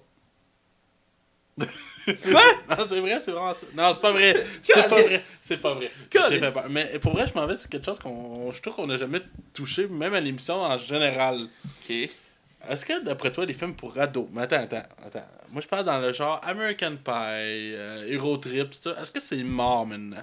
Parce que j'ai réalisé que ça fait des années qu'on n'a pas eu de films vraiment... Autant là, des vrais blockbusters, de films d'ados de même. Moi, je Genre, c'est le film de peur pis tout, là. Non. Plus American Pie, là. Ok. Fallait de graduation en français, là, pour te suivre, là. Mais genre, les 4 premiers fois de graduation. J'entends que je connais pas, j'ai pas de culture. Non, j'ai pas dit ça. Mais sérieusement, tout ce qui est dans ce genre-là, on Ouais. avait déjà eu même une parodie à l'époque, c'était... Ah non, pas encore un film d'ado. Ah oui, ça me dit de quoi? Bon, il y avait Chris Evans là-dedans, en plus. Puis c'est ça, je me suis demandé, est-ce que d'après toi, le film d'ado ou niaiseux, c'est fini? J'ai l'impression qu'on en voit moins qu'avant. Parce que j'ai vu un film il y a quand même, je sais plus combien de temps. C'est Laisse-moi me souvenir. Parce- Tu sais, ils organisent un open chez eux. Ah, Projet X. Ouais, Projet X. Ah, c'est C'est un des derniers que j'ai vu, il me semble, sur les films d'ado. C'est une gang de jeunes qui essaient de faire un party chez eux pour un open pour devenir cool. Puis ça dégénère. Mais le film, il est pas pire. Mais est-ce que la fin, c'est de la merde, ce film-là? Son père, il le pardonne. Là. Ouais. Il a brûlé le quartier au complet, il a scrapé son char, il a plus de maison. C'est correct, t'as-tu eu du fun? Ben ouais, j'ai eu du fun. Ah, c'est correct. Ce film-là, ben écoute, c'est devenu un événement, dans la parenthèse de même, là, mais il y a des événements à chaque année maintenant de Projet X. Les gens, ils prennent un bâtiment, puis Ouais, il y a plein de petits events underground au Québec qui a duré genre 10 minutes. Là. ça a dégénéré. Là. Bref, c'est un des derniers films que j'ai vu d'ado, si on peut dire. Mais c'est vrai que ça fait longtemps que j'ai pas vu de film de ce genre-là. Ben, on a des films trash de même. Mais je genre, sais que souvent, ces films-là sont ramassés par la critique, ce qui aide pas à la cause, mais ils ont tout des succès. Ouais, ils ont des succès, mais c'est que la critique font genre, c'est un film qui parle de caca, prout, pas d'histoire, c'est juste du niaisage. Ouais, mais des fois, quand c'est assumé, je trouve que ça rend ça drôle. Tu sais, moi, j'avais beaucoup aimé le dernier American Pie. Là, c'était comme. Mignon. Ouais, moi, je l'avais beaucoup aimé. Sans être un chef-d'œuvre monumental, j'avais vraiment beaucoup ri, puis ça me faisait du bien d'avoir ces personnages-là. Je me disais, pourquoi parce qu'on ne reprend pas ce concept-là, ou on reprend American Pie, et on remet avec un nouveau groupe de jeunes d'acteurs que justement, eux autres, aucun était connu, Genre un remake, là. ou très peu connu. Puis on fait, ouais, pas un remake nécessairement, mais genre la nouvelle génération. Tu sais, pourquoi pas, si on essaie pas. Je trouve ça pas parce que c'était des films qui marchaient fort en plus dans le temps. Surtout le 1 puis le 2. Le 3, c'est vraiment ordinaire comme dans la Puis les franchise. spin-offs. Mais tu sais, Euro Trip aussi, que j'avais trouvé super bon dans le temps. J'ai oublié le nom, mais lui qui se passe dans une école, là, qui crée une fausse université, là. Ah oui, accepté. Accepté, ouais. Ça, c'était drôle. Avec John Hill, il C'est un de mes- commençait à ouais, être connu. c'est un de mes préférés, celui-là, il est très drôle. Sinon, moi, il y avait Road Trip. C'était de Todd Phillips. C'est lui qui avait réalisé les Hangover. Et dans le fond, t'avais 4 gars, dont Sean William Scott qui faisait Stifler, qui font de la route pour aller voler une cassette d'une fille qui a couché avec. Puis dans le fond, il arrivait comme plein d'événements inattendus. Mais c'était vraiment drôle. Aujourd'hui, ça a peut-être un peu vieilli. Mais parce que là, avec la mode dans le temps que les cheveux avec les gars avec des spikes sur les cheveux, puis ils portaient tous des polos, là. Mais non, c'est ça, je trouve ça plate parce que c'était un style de film que j'aimais beaucoup. Puis je pense que le seul vraiment dernier que j'ai vraiment vu, je pense que c'est 21 ans et vacciné, c'est ça? Oui, majeur Oui, vacciné. majeur vacciné. C'était correct, là. Oui, mais... c'est genre 3 gars, là. Ouais, puis t'as un asiatique, puis l'asiatique, dans le fond, lui, il commence l'école ou je sais plus trop quoi, puis là, il est trop Mais il blindé. commence l'université en médecine, là, puis ouais. Ouais, puis il est trop chaud, fait qu'il faut que ses chums la ramènent, en tout cas. Bref, je trouve ça plate, ce style-là, sont comme dévoués à disparaître, genre. Ben, comme je dis, c'est souvent la critique qui aide pas, puis tu sais, il faut que les films rapportent pour que ça continue à exister. Effectivement, j'ai remarqué qu'il y en avait moins. Je trouve ça dommage que ça disparaisse, c'est quand même un genre de film intéressant que je m'étonne pas de voir. Ben, c'est parce que c'est pas du. J'aime ça écouter des drames, j'aime ça écouter des films d'action, j'aime ça des films aussi qu'il faut que mon cerveau bouge. Mais j'aime ça aussi le mettre à off, faire Comme, ok, tu m'as écouté ça pour m'aurait tout le long. Ben, ça, je m'ennuie de ça. Tu sais, toi-tu, c'est Ouais, moi aussi, de temps en temps, c'est un bon film de même, ça passe. Je me souviens, l'hiver passé, je me cherchais des comédies à écouter, puis je commençais à regarder ces genres de films-là, j'en cherchais, puis il n'y en avait pas de récents. J'ai commencé à écouter des vieux films comme lui, je parlais, Accepté. Je l'avais écouté pour l'occasion, puis je l'avais Qui tout veut ma grosse saucisse? Puis j'avais tellement trouvé drôle, là. Ou C'était. un que j'avais beaucoup aimé, tu l'as peut-être déjà vu. C'était avec Ashton Kutcher puis le gars qui faisait Stifler, Sean William Scott. Et c'était Dude, Where's My Car? Oh oui, oui! Ce film-là, je l'ai tellement écouté souvent. Je l'écoute au moins une fois à chaque année. Ce film-là me fait Je mourir. me rappelle, il me semble qu'ils sont genre buzzés à un moment donné sur un divan, puis. Ben, il se réveille le lendemain, le gars, Ashton Kutcher, il sort dehors, puis il fait Hey, il est passé où mon char? Là, son chum, le gars, toi, sais-tu où son char? Tu sais, ça se résumait à ça. Il y avait Jennifer Garner là-dedans. Je me rappelle ce film-là. Autre film, avant, on va pas en reparler 12 000, là, mais il y a un autre film que j'avais vu aussi l'hiver passé. C'est dans le temps que Jonah Hill était pas très connu. Je pense que c'est Superbad. Ah, gros, ce film-là, c'est tellement une des meilleures comédies de Ah, écoute, je l'avais jamais vu avant l'année passée. Ah! J'écoute ça, écoute, j'étais mort de rire. Gros, c'est mourant. Moi, je pense, pour vrai, la scène que je reculais pour rire, là, c'était quand McLevin, il mange une shot sur la gueule dans Ah le oui! bar, puis là, dans le restaurant. Il était conscient, puis le bruit qu'ils ont mis quand ils tombent, t'entends juste un Ah! Gros, je riais, là. Ce genre de film, faudrait qu'on va critiquer bientôt. Il y avait Seth Rogen qui faisait un policier. Ouais, puis dans ce temps-là, il était en montée, en plus, Ouais. en popularité. Moi, c'est quand il montre la carte d'identité, il fait comme. Je sais plus quoi son nom, McLovin. Ouais, c'est Il McLevin. fait, t'as pas de nom de famille? Non, fait. Non, non, si t'as pas de prénom. Ouais, t'as pas de prénom? C'est bien cool. Puis ils vont faire la route tout le long, ils vont faire... Ah, gros, ce film-là, c'est puissant. Puis il y avait Emma Stone dans ce temps-là qui était même pas connue encore. Ouais, qui faisait la bitch de service. Non, au contraire, C'est pas elle qui faisait la bitch de service? Non, c'était la fille gentille. Johnny était en amour avec... Puis c'est lui qui se ramassait avec... Johnny, je me rappelle... Ok, écoute, je dérape, là, mais dans ce film-là, justement, Johnny commence à danser avec une fille, puis la fille a ses menstruations, puis elle est complètement ça, puis il a la cuisse pleine de sang.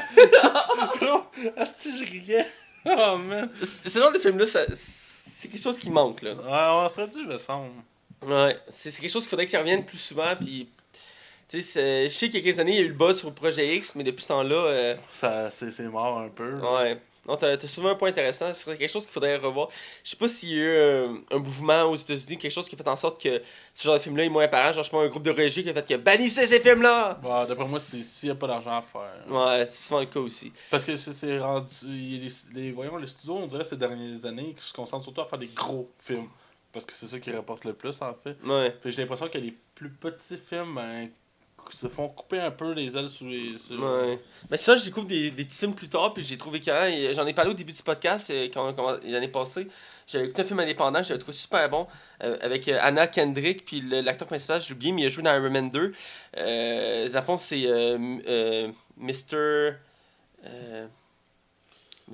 Ben, moi, c'est le fait qu'il y ait plein de petits films de même. Mais bref, c'est Mr. quelque chose, puis c'est genre une comédie où c'est un agent, le meilleur agent genre, au monde qui tue tout le monde. Puis il a pas dit, il rencontre une fille, cette fille-là, puis il commence à la fréquenter, puis elle a pas dit qu'il est un tueur à gage, mais elle le croit pas parce qu'elle pense qu'il est une niaise, puis il dit, oh, je viens avec toi, tu sais quelqu'un, mais c'est pas grave. C'est un tueur élite, quelque chose comme ça.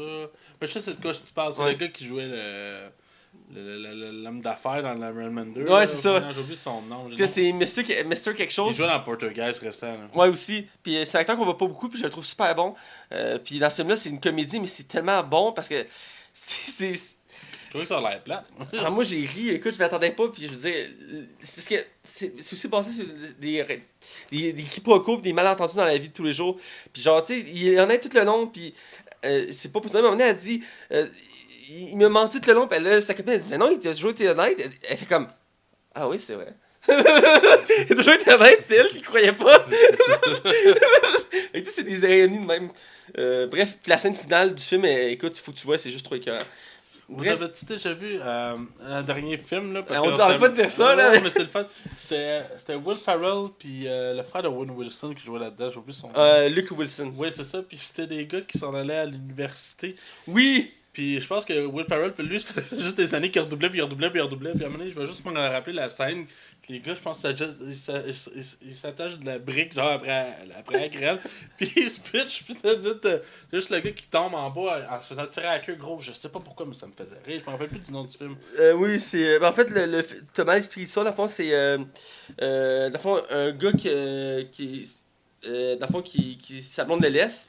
Il sait plus où habiter, fait qu'il décide de se pogner une maison, mais il se retrouve que c'est proche de l'université. Donc, il faut que ça soit une fraternité pour se faire accepter. Oui, c'est ça. Puis son meilleur ami, c'est Will Ferrell, puis il vient crécher chez eux parce qu'il lui aussi, ça va pas bien avec sa femme. Puis il décide de créer une fraternité, puis il pogne des étudiants, puis il commence à faire une initiation, mais c'est vraiment intense. Faudrait que je le réécoute, cette film-là. C'est aussi ça des films que j'ai écoutés l'hiver passé dans ma vague de. Ben, tu vois, ce qui est intéressant, là, le fait que oui, il y a des grosses productions de même qui sortent, ça me permet de pouvoir rattraper tous les films de ce genre-là que j'ai manqué l'autre fois. Puis je trouve que des fois, ils sont meilleurs qu'aujourd'hui. Bref, écoute, c'est un sujet très intéressant.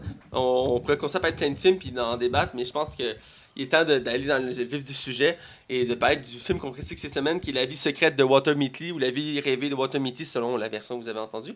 Donc, sans plus attendre, on va du côté de non-spoiler pour critiquer le film. Hey Mathieu, est-ce que tu sais qu'on peut aller rajouter 5 étoiles à notre podcast? Ah oui, où ça? Sur Pod Québec et sur iTunes dans la section commentaires. Hey, je m'en vais faire ça tout de suite! Attention, vous rentrez dans la zone non-spoiler. Attention, vous rentrez dans la zone non-spoiler. Alors, côté non-spoil, et je le répète, on critique cette semaine le film La vie secrète rêvée de Walter Mitty, avec comme réalisateur Ben Stiller, comme acteur Ben Stiller, comme actrice Kristen Wiig, on a aussi Sean Penn, merci, je sais pas pourquoi je me sens fâché dessus, et Adam Scott, entre autres, parce que c'est pas un film qui est axé beaucoup sur les acteurs, il y en a quelques-uns, mais c'est vraiment... c'est tourné autour de Ben Stiller. Et voilà, effectivement, de Walter Mitty, son personnage. C'est distribué par Fox. C'est produit par Samuel Goldwyn Film et Red Hour Productions, pour les nommer ces deux-là. Surtout, je voulais mettre Red Hour Productions parce que c'est la maison de production de Ben Stiller. Donc, à chaque fois qu'il fait un film, qu'il réalise un film, il se sert de cette maison de production-là pour réaliser son film. Après, on va aller sur les notes. Dans le fond, Rotten Tomatoes, si vous n'avez pas suivi nos émissions récemment, j'ai mis ça dans notre rubrique maintenant pour vous donner un avant-goût de ce que les critiques ont pensé du film. Donc, Rotten Tomatoes a donné 50% des critiques positives, ce qui est quand même mitigé, si on peut dire. Par contre, le public était plus au rendez-vous, a donné 70% des critiques positives, ce qui est quand même très bien, je trouve. Excusez-moi, ça sentait tout seul. Ça donne plus dur, mais ça sent plus Et quand même 70%, moi je trouve ça très bien pour un film de ce genre, même si je pensais que la note allait être plus élevée pour la critique. Quand j'ai vu 50%, j'étais surpris. Metacritic est toujours un peu plus généreux, a donné 54% des critiques positives. Les sont plus sévères, tu veux dire. C'est pas Rotten Tomatoes qui est plus sévère? Non. Ah ben, en tout cas, bref, ils ont donné 54% de critiques positives. Et le public a donné 7,5 ou 75% de critiques positives. Ce qui fait en sorte que le public est plus... Est au rendez-vous. Oui, est au rendez-vous, contrairement à la critique qui a été plus mitigée. Ce qui me déçoit un peu parce que je trouvais que c'est un grand film pour moi, à mes yeux, c'est un bon film. Là. On en reparlera un petit peu plus loin. Je vais te laisser avec le box-office. Dans le fond, le film a coûté 90 millions et il en a rapporté 188. C'est pas un échec commercial, c'est rentable, mais c'est pas non plus un gros succès. Mais ça rentre dans... Probablement que ça t'en a fait probablement un peu plus, mais c'est correct. Là. C'est quand même très bien. Là. Ouais. By the way, le film il est basé sur une nouvelle qui avait sorti à l'époque, que la nouvelle a aussi été adaptée pour la première film des années 1947. Et dans le fond, le film est un remake. Ouais, le film est un remake, c'est important de savoir. Dans les anecdotes, à la base du projet, c'est Fox voulait Jim Carrey comme acteur principal. Le projet s'est étalé sur plusieurs années, ça a pris plus de 10 ans avant que le projet se concrétise. Il y avait Steven Spielberg à la base aussi qui était à la production du film. Ouais, il avait annoncé en 2014 qu'il acceptait le projet. Ouais, qui acceptait le projet. Finalement, il s'est retiré pour travailler sur Munich et j'ai oublié l'autre film. Il a travaillé sur 2 films la même année. Bref. Ah, La Guerre des Mondes. La Guerre des Mondes, c'est ça, merci. Après Jim Carrey, qui a dû se retirer du projet à cause qu'il était pris sur d'autres projets, ils ont passé à Owen Wilson, qui lui aussi a dû quitter le projet pour d'autres projets parce que ça s'est tiré trop. Ils ont passé à Mike Myers brièvement. Finalement, lui non plus n'a pas été rattaché au projet.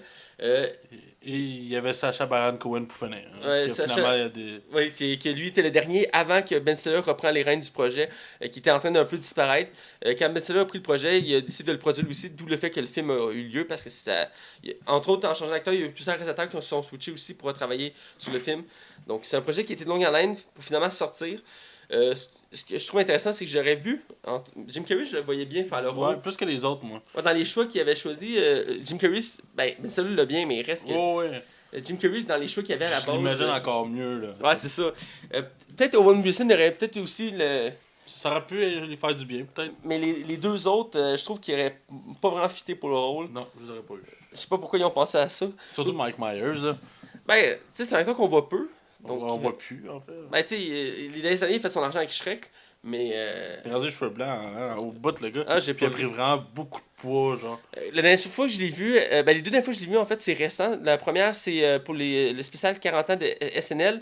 Il a repris son rôle de Monsieur Dr. Terrific dans... Dr. No. Dr. No dans... Ben, Dr. Evil, excuse-moi. Dr. Evil de Austin Power pour un sketch. Et aussi, il a fait une pub de Sears avec son frère, parce que son frère travaille chez Sears. Donc, ils ont fait une pub ensemble, puis on voyait qu'il avait pris un petit peu un coup de vieux. Mais il reste qu'on le voit plus vraiment au grand écran, cet acteur-là. Puis Sacha Baron Cohen, je trouve pas que c'est son genre de film non plus. Bref, on va du côté acteur. Qu'est-ce que t'as pensé de Ben Stiller dans le film? Ben, clairement, c'est la vedette du film. Hein? Ben On oui. le voit vraiment comme, je pense, 95% du film. Écoute, j'ai trouvé bon. Pour vrai, c'était honnête comme personnage. Et Ben Stiller s'en sort relativement très bien. Plus expressif que dans certains de ses films. Je le trouve attachant là-dedans. Je le trouve émouvant. Il est capable de jouer sur une bonne ligne. Autant sur l'émotion que sur la tristesse, que sur la joie. Il s'en sort relativement très bien. Je pense que c'est au niveau de son acting, je pourrais te dire que c'est un de ses meilleurs personnages. Parce que je trouvais, en plus, avec Zoolander 2, il avait rajouté une couche de médiocrité dans son jeu. Là, maintenant, là-dedans, je le trouve particulièrement très bon. C'est très honorable de sa part, il faut le mentionner. Écoute, je vais dans la même lignée. Je trouvais qu'il a fait une très bonne performance. Je l'ai trouvé attachant comme personnage, je l'ai trouvé profond. J'ai trouvé que oui, le film est très centré sur lui, puis ça paraît dans le sens que Mais c'est correct, là. on s'attache plus au personnage comme ça. On vient même à comprendre sa psychologie. J'ai bien aimé la façon que. Comment je faisais ça? Parce que on suit son imaginaire dans le film, à certains moments dans le film, et j'aime la façon comment c'est interprété, comment il joue cette façon d'être. Aussi, son regard perdu, son regard vide. On voit que tout le long de son personnage, il y a une évolution, puis on le sent. Quand on le regarde aller, son regard change sur le monde autour de lui. J'ai bien aimé ça. On voit qu'il a beaucoup travaillé son rôle et qu'il y tenait. J'ai bien aimé ça. Il me semblait plus vieux, hein? Ouais, il y a un petit... Je sais pas si c'est dû... C'est voulu. Ben, moi, c'est pas tant son visage, c'est plus son physique. J'ai remarqué que, tu sais, mettons, si on compare à Thomas et Tropique, on voit qu'il y a un changement de physique assez drastique. Je me demande si c'est voulu pour le rôle ou c'est... On voit, ben, je sais pas s'il a perdu du poids ou quelque chose, mais on voit que pour ce rôle-là, tu sais, il y avait un physique plus strict. Ouais, plus strict, voilà. Bref, il m'a beaucoup impressionné. Je trouve que c'est un de ses meilleurs rôles qu'il a fait. Honnêtement, je trouve dans les films qu'il a fait dans sa vie. Oui, on va s'en rappeler de ce film. Ouais, on va s'en rappeler. Dans sa filmographie, ça va être un mensonge. J'avais déjà lu une critique de ce film-là, une critique québécoise qui disait qu'il comparait ce film-là à le Forrest Gump de notre époque. Oui, c'est Sinoche, hein? Donc oui, en effet, c'est ça. Sur Cinoche, je me rappelle toujours de la critique, puis ça m'a marqué quand même. Il avait comparé ce film-là à Forrest Gump. Puis je suis quand même d'accord. Je veux dire, c'est audacieux. C'est audacieux, pareil, mais c'est dans la même lignée de films qui viennent nous chercher, qui viennent nous... ça nous fait poser des questions, ça nous fait réfléchir. C'est un film qui nous fait réfléchir, je trouve, sur la vie en général et sur plusieurs éléments importants de la vie, de l'importance de nous, de croire en ses rêves. De croire en ses rêves, oui. C'est vraiment un film profond pour ça. J'en venais plus tard parce que là, j'ai pas la citation par cœur, mais dès le début du film, puis ils vont le répéter à plusieurs reprises, il y a la citation de Life. C'est le Life Magazine, il y a une citation très profonde. J'aurais voulu la prendre en note, j'ai oublié, mais je voulais la remettre plus loin quand on va retourner dans la zone spoiler. Es-tu capable de le résumer dans tes mots? Malheureusement, non, mais c'est sur la vie en général. C'est comment atteindre nos rêves, nos buts. Okay. Donc, c'est un peu ça le but de la citation, mais je vais la redire parce qu'elle est très profonde. Bref, j'ai bien aimé. J'en ai sur Kristen Wiig. Je vais aller sur Kristen Wiig, dans le fond, qui est l'actrice principale du film. Je la connaissais pas beaucoup. Je la connaissais de SNL. Elle est connue vraiment pour tout ce qui est comique. Elle est très forte là-dedans. Puis elle est vraiment, écoute, je l'ai vue à l'œuvre dans des sketchs. Puis, là, on l'a vu récemment dans Ghostbusters. Ouais, Ghostbusters, j'avais vu là-dedans. Puis je l'avais aussi vu dans Présentateur Vedette 2. Ouais. Elle faisait la copine du gars de Météo. Puis il y avait aussi Mick Gubber. Le gars qui se met à serrer dans les fesses, là. C'était vraiment pas bon comme film. D'accord. Sinon, récemment, elle a fait un rôle plus sérieux dans Seul sur Mars, mais elle parle quasiment pas, là. Elle fait genre une responsable de la NASA, tout genre. Ah ouais, c'est vrai, hein. Mais elle, genre pas beaucoup de lignes. Mais bref, j'ai aimé son personnage. J'ai trouvé aussi que c'est un personnage profond. On voit que chaque personnage a été travaillé. Elle est quand même plus effacée, il faut le dire, que Ben Stiller, mais elle est là pour amener sa touche féminine, puis aussi pour comme mettre aussi un des buts du personnage principal, dans le sens que lui, il est amoureux d'elle, puis... Non, je suis d'accord. Ok, tu m'as pas... Bref. Et donc, elle est là aussi pour comme justifier les actions du personnage principal. Ouais. Donc j'ai aimé son personnage, j'ai aimé ses petits éléments autour d'elle, son fils, tout ça. Les scènes aussi qu'elle a, les scènes de complicité qu'elle a avec le personnage principal, quand il s'entraide pour faire la recherche de la fameuse photo. J'ai bien aimé ça, j'ai adoré le personnage. Toi?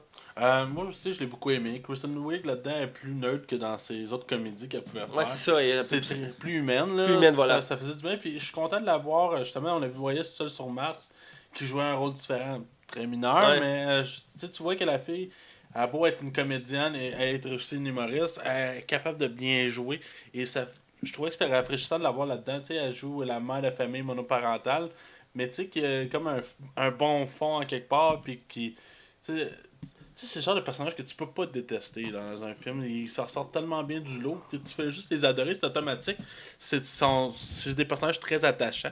Et Kristen Wiig, son niveau de jeu là-dedans, je peux pas y lancer des tomates. Non. Elle joue clairement un rôle qui a déjà été vu 1000 fois, mais elle fait bien dans son... Elle endosse bien le rôle. J'ai pas d'autre chose à dire sur elle. Écoute, c'est clairement ça, t'as tout dit. On va aller avec Sean Payne rapidement, même s'il y a un rôle très bref dans le film. On en parle, ok. Ben... On en parle. Si on peut le garder pour plus tard dans la zone spoiler. J'ai pas grand chose à dire dessus. Là. Okay. Il est là 5 minutes dans le film. Là. Ok, on va switcher à Adam Scott, qui est le troisième tête d'affiche, on peut dire, parce que c'est lui qui a le plus de texte après les deux autres. Ouais, c'est ça. Si on peut dire de même. Donc Adam Scott qui fait le boss. Ben, pour mettre en contexte rapidement, dans le fond, le film tourne autour de Walter Mitty, qui, dans le fond, qui travaille pour le magazine Life. Et dans le fond, le film commence où ils ont décidé de fermer la section papier, qui va se concentrer juste sur la version virtuelle. Et dans le fond, le Walter Mitty, lui, est responsable de développer les photos. Et là, il a engagé un nouveau directeur pour la transition. Et il est joué par Adam Scott, qui est très arrogant et très moderne dans sa façon de penser. Il est très barbu. Très barbu aussi, il a une barbe assez particulière. Il fait une remarque, hein, me semble, de ça. Ouais. Parce que ça il fait pas bien, l'acteur, on est habitué de le voir avec ça. Là. Ouais, ben. L'acteur, je ne le connaissais pas vraiment. Honnêtement, je me rappelle pas dans quoi j'ai vu. Je sais que je l'ai mis dans quelque chose, mais. Krampus, là-dessus? Krampus, voilà, c'est ça. Ah, tu peux m'appeler Dieu maintenant. Non, c'est moi Dieu. J'ai jamais vu Krampus. Chris, vois Krampus! Ça a l'air malade en plus. Faut que tu le vois. Un film de Noël d'horreur, là, c'est unique en son genre. Ouais. Bref, Adam Scott, dans le film, j'ai trouvé. Ben, tu sais, il y a un côté agaçant parce que c'est lui qui amène le côté négatif du film. Tu sais, il est tout le temps là pour taper ses doigts de Walter Mitty puis de rappeler à l'autre. Même dès le début du film, il va comme. C'est quoi son problème à lui? Genre, il est du cave? Genre. Ça, il va tout faire comme. Il va le regarder comme. Puis il va tout être méchant, tu sais. Puis je dirais que c'est dans sa nature de son personnage. Puis je trouve qu'il a bien. On finit par comme. Il est baveux. Tu sais, on finit par trouver agaçant le personnage, par le trouver énervant, mais on voit qu'il joue bien son personnage, tu sais. Il fait ça exprès pour que, tu sais, qu'on le sent qu'il faut qu'il y ait un méchant dans le film. Ben, faut qu'il y en ait un, mais tu sais, il est tellement mineur comme méchant. Mais en tout cas, j'ai aimé son personnage. Oui, sa barbe est marquante, puis il y a un gag de début du film.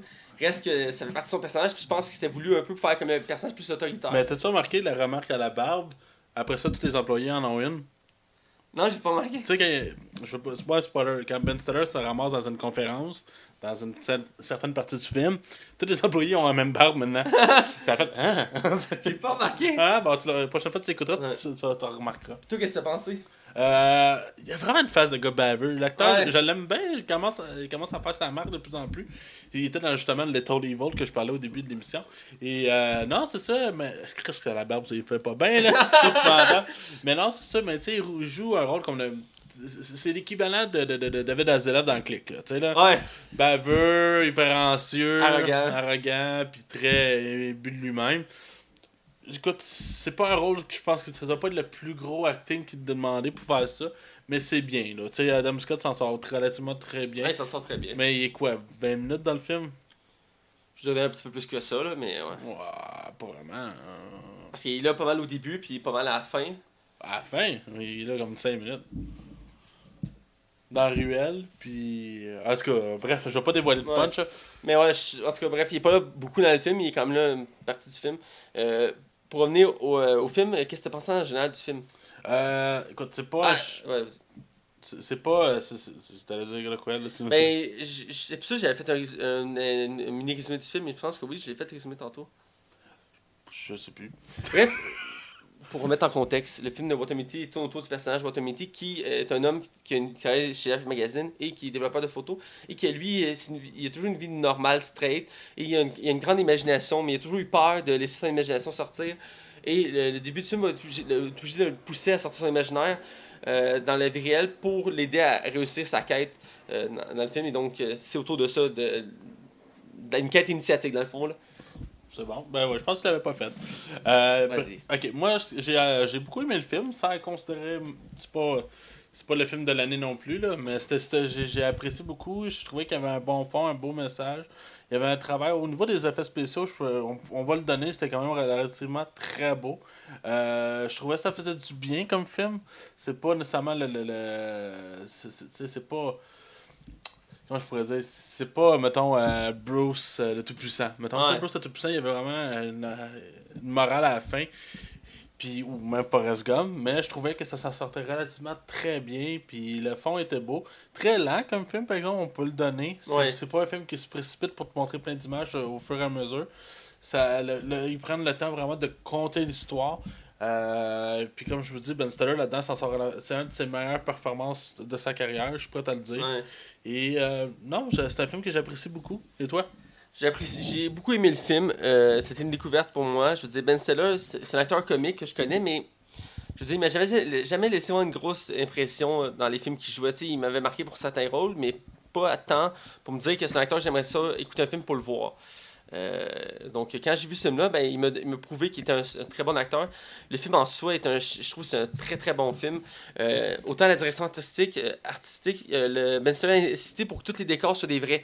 Donc, quand il voyage, il est vraiment en Groenland, il est vraiment en Islande. Sauf que pour le bout qui est en Afghanistan, c'est tourné ailleurs parce qu'il ne pouvait pas tourner là, mais c'est le seul détail qu'il n'a pas pu faire. Mais reste... Ça et la scène dans la ruelle, là, Ouais. avec le boss, là, on s'entend que clairement c'était des fonds Mais verts. reste que tous les décors qu'on voit, c'est vrai. C'est tourné dans les vrais endroits. Il a pris le temps de le faire. Puis absolument, c'est fou. Puis on le voit, on est à couper le souffle quand il se promène. C'est beau les décors. Les effets spéciaux aussi. L'histoire est très prenante. J'aime ça parce qu'il y a un côté très de sagesse. Ça nous fait poser des questions. Il y a une morale à la fin, plus ou moins. Le film, il vient nous chercher. Puis quand je l'ai dit, j'étais comme. Je me suis mis à réfléchir. J'étais assis devant mon ordi. Puis pendant un temps, j'étais silencieux, puis je regardais mon écran, puis là, je réfléchissais. Tu sais, c'est un film qui fait penser. Et j'ai beaucoup aimé ça pour ça. J'ai aimé autant le personnage principal que les autres qui gravitaient autour. J'ai aimé les petits détails, le long de l'évolution avec les photos, la quête qu'il cherche à faire. Même, il y a un autre personnage dont on ne peut pas parler, mais l'administrateur du site de rencontre qui jase un peu de temps en temps dans le film. J'ai bien aimé son personnage, il ajoute une petite touche d'humour à lui aussi. Il y a tout plein de petits détails qui font en sorte que j'ai adoré le film. La musique aussi, à ce moment. Ouais, très bonne la musique. Il y a une scène qui m'a marqué quand il est au Groenland, il faut qu'il prenne un hélicoptère. On en reparlera d'un côté spoil, mais cette scène-là, elle m'a coupé le souffle avec la musique qui jouait. Bref, c'est un film que j'ai beaucoup aimé. Donc, pour vraiment plus en parler en détail, on va dans le côté non spoil pour vraiment plus détailler le film. Attention, vous rentrez dans la zone spoiler. Attention, vous rentrez dans la zone spoiler.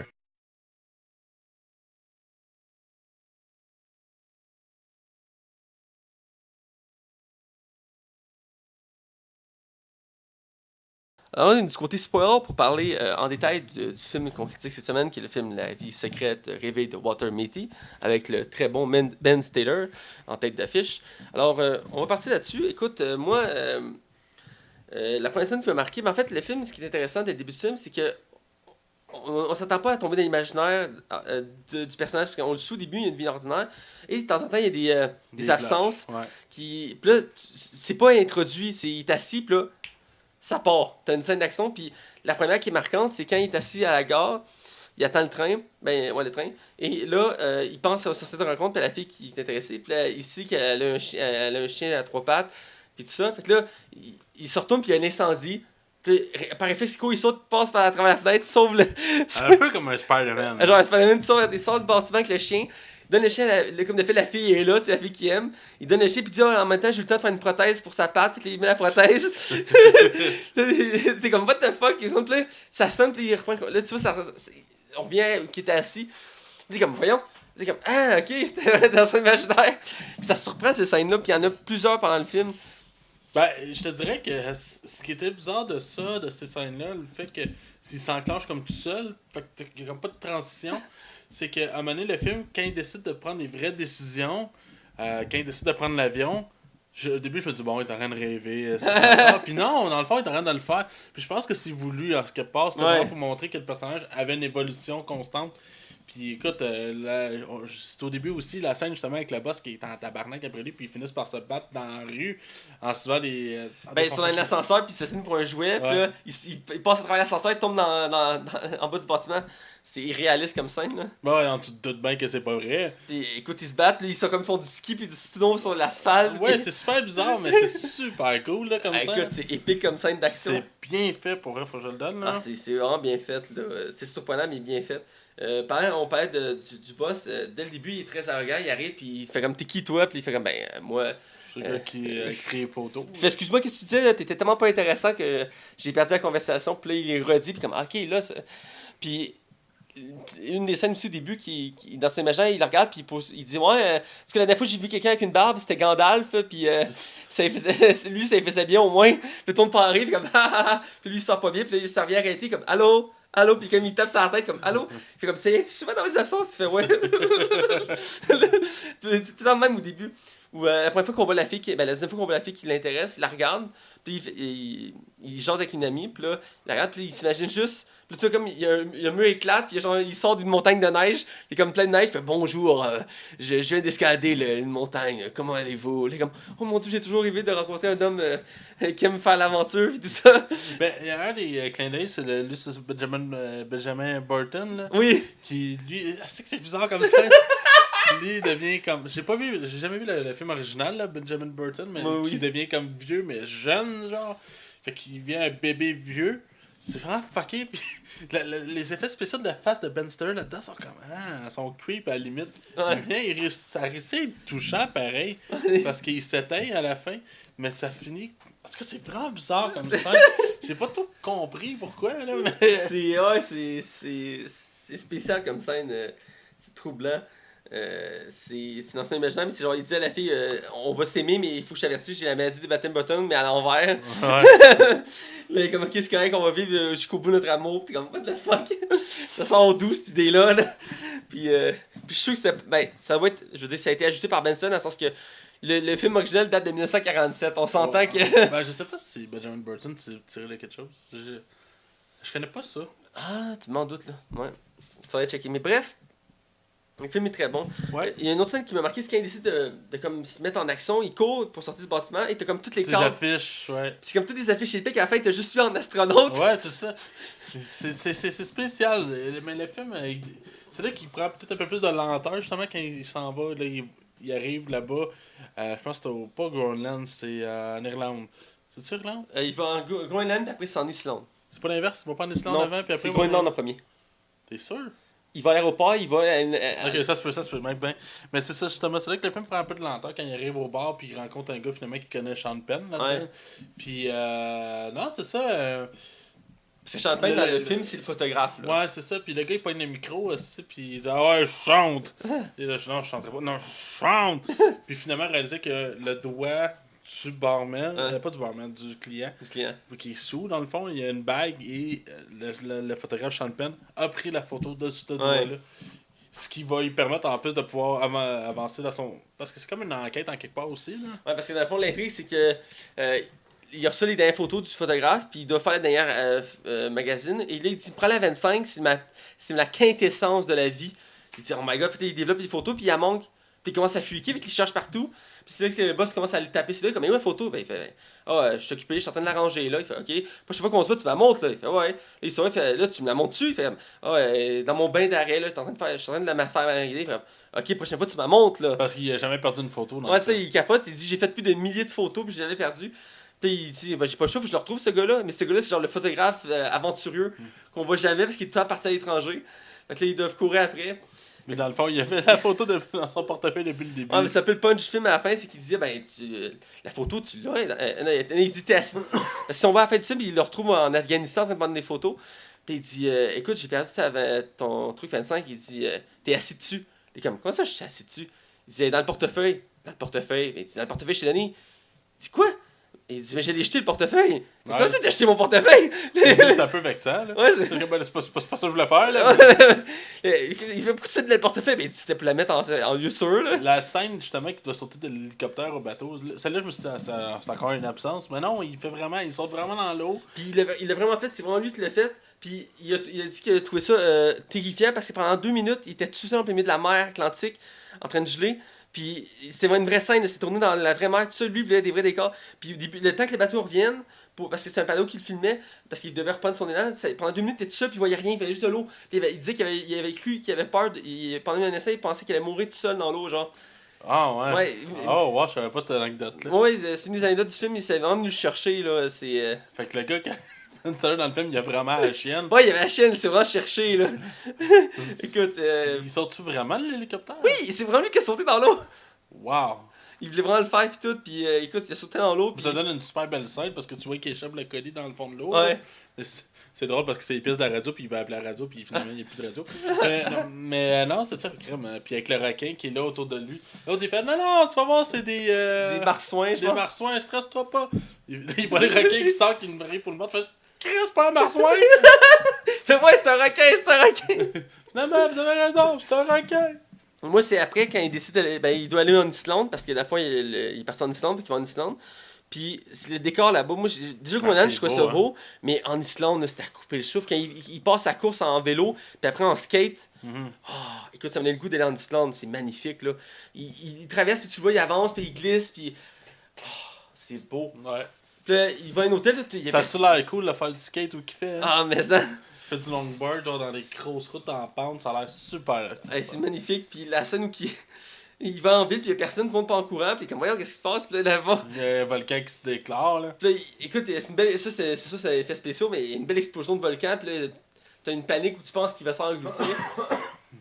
Puis, encore une fois, il l'échappe parce que, je veux dire, Champagne, tu vois sur un avion, je suis sûr que c'est pas lui, mais il est debout sur un avion, puis il part en les airs, puis comme Chris, j'ai encore manqué. Ouais. Mais ces bouts-là, scène-là, c'était vraiment initiatique. Tu vois qu'il y a une évolution du personnage. Puis à ce moment-là aussi, quand il fait du skate, tout ça, il se fait appeler par le gars qu'on n'a pas encore parlé du site de rencontre, parce qu'au début du film, il est dans un site de rencontre, puis il essaie de se matcher avec Kristen Wiig. Ouais, puis là, il décide d'y avoir un clin d'œil, mais ça marche pas. Fait qu'il appelle le gars, il dit, ouais, ça marche pas le clin d'œil. Il dit, ah ouais. Il dit, hey, je viens de voir ton profil, t'as rien mis. Il dit, ben c'est ça, là, j'ai rien fait, là. Il dit, t'as pas fait de voyage? Ben, je suis allé une fois, là, à l'autre bout des États-Unis, là, mais tu sais, je suis resté 2 minutes, là, puis je suis revenu. Mais là, faut que tu ajoutes quelque chose.